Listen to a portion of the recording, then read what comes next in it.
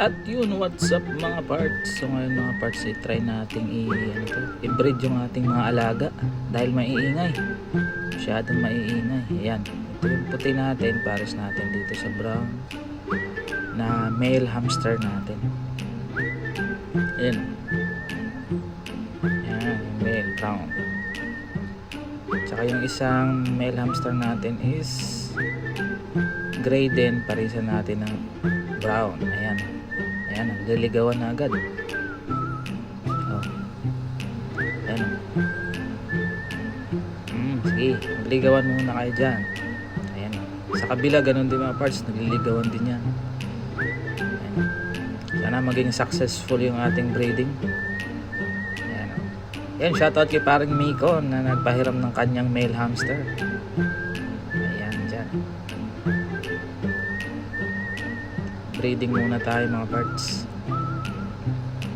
At dito yung sa kabila, ganun din, liligawan din. Ayan. So dalawang cage yung ginawa natin dyan mga parts. Ayan.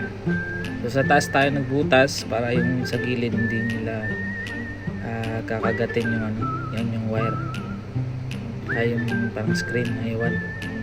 Ayan. Nagliligawan na sila mga parts. Sana maging successful yan para makapagparami tayo. Ayan oh.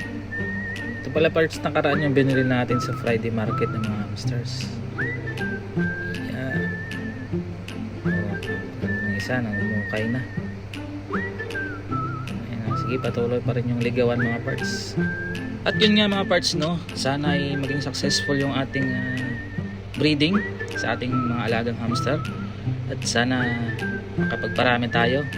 Try natin ibenta or ipa-adapt natin yung iba. Alright mga parts, update ko na lang kayo sa susunod na mangyayari sa ating breeding ng ating hamster. Nandito na lang mga parts. See you. Bye bye.